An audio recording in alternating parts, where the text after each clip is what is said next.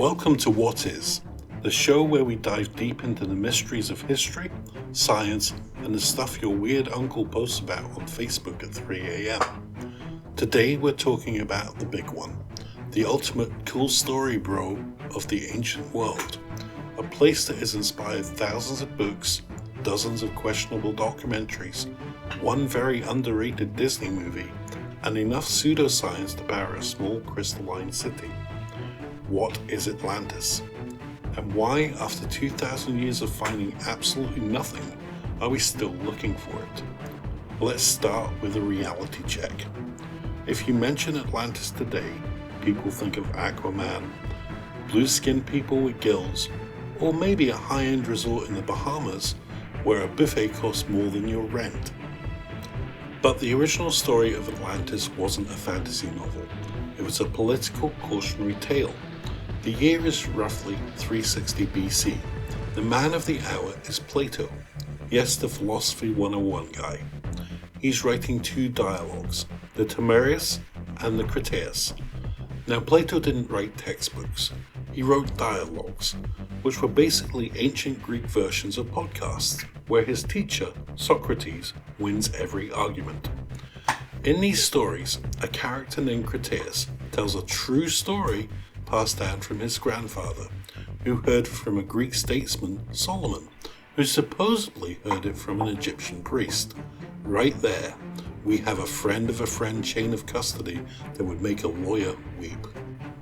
According to this story, 9,000 years before Plato's time, there was a massive island continent located just past the Pillars of Hercules, what we now call the Strait of Gibraltar. This island was Atlantis. It was a paradise. It had concentric rings of water and land, massive palaces, exotic wildlife, and more gold and silver than a billionaire's bathroom. The people of Atlantis were semi-divine, incredibly advanced, and ruled by 10 kings. They were basically the Avengers of the Bronze Age. But, as usually happens in these stories, they got greedy. They became debased and lost their divine edge. They decided they wanted to conquer the entire Mediterranean. This is where the story gets interesting. The only people standing in their way? The ancient Athenians. According to Plato, the ancestors of the Greeks fought off the Atlantean superpower, proving that virtuous, disciplined society can beat a flashy, bloated empire. And then, Mother Nature, or the gods, decided to end the debate. In a single day and night of excessive earthquakes and floods, Atlantis sank into the sea and vanished. Boom, the end. Now, if you're an ancient Greek listening to this, you'd recognize it for what it was, a parable. It was a thought experiment about the dangers of imperial hubris. Plato wasn't writing a travel guide. He was writing a what-if scenario to make Athens look good. Aristotle, Plato's most famous student, famously said of the legend, "He who created it destroyed it." In other words, Plato made it up, guys. Relax. But humans are not very good at relaxing. For about 1,500 years after Plato, people mostly forgot about Atlantis. Medieval scholars had other things to worry about, like the plague and wondering if sunlight was sin. But then came 1492. Columbus sailed the ocean blue and found a new world, and suddenly the European mind exploded. Explorers looked at the Americans and thought, wait a minute, this wasn't on our map. How did people get here? Maybe this is the lost continent Plato was talking about. This kicked off the first wave of Atlantis fever. Scholars started trying to reconcile the Bible with Plato and wondered if the Aztecs or Mayans were the survivors of Atlantis. It was the beginning of a trend that continues today. Whenever we find something cool that we don't fully understand, we assume a sunken island did it.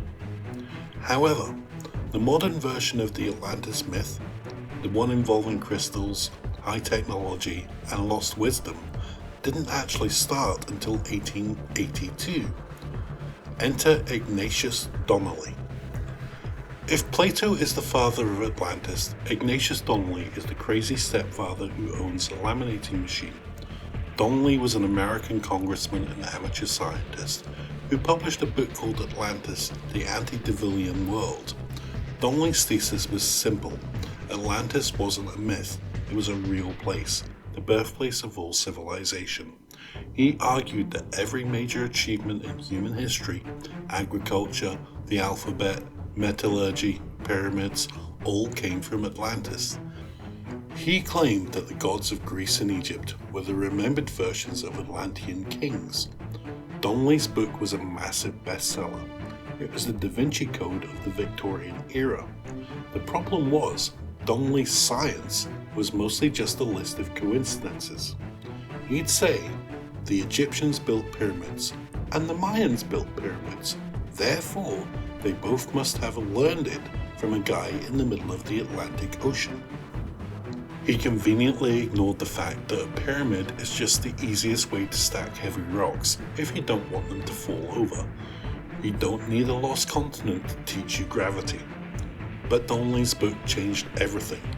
It moved Atlantis from the realm of philosophical allegory to lost historical fact. And once that door was open, things got weird fast.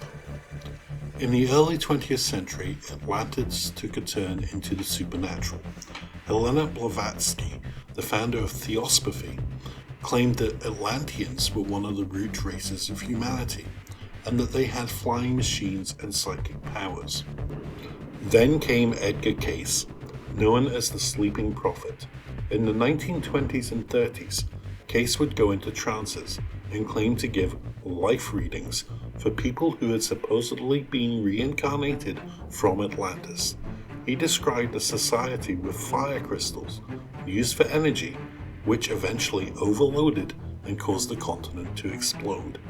He even predicted that a portion of Atlantis would be rediscovered near Bimini in the Bahamas in 1968 or 1969.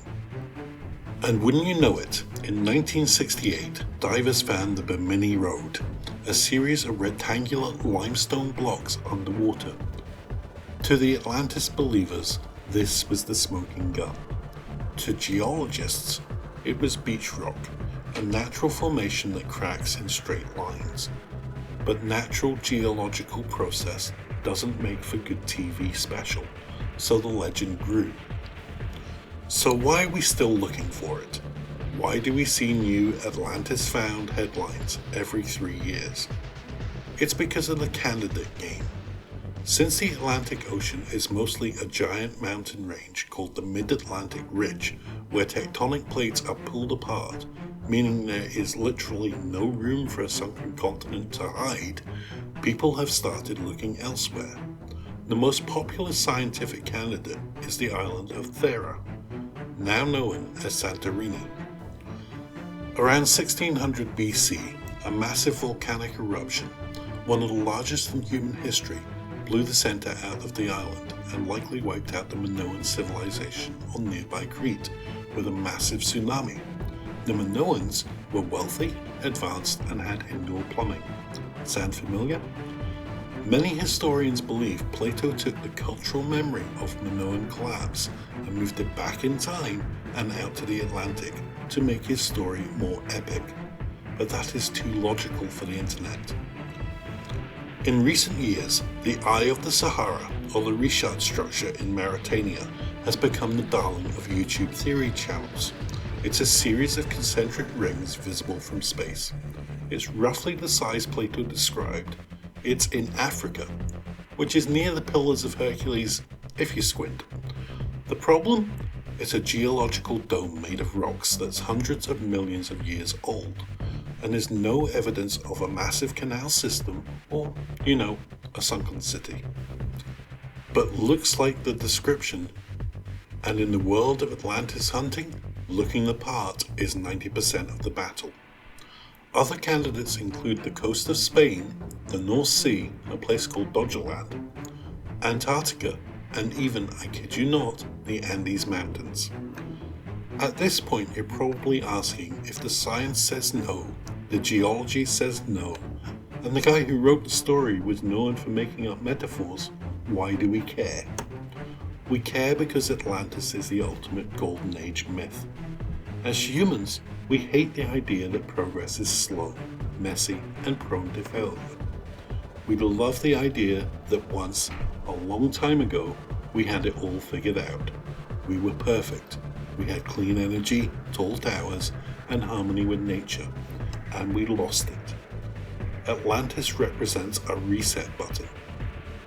It's the hope that if we can just find those lost secrets, we can fix the mess we're in today.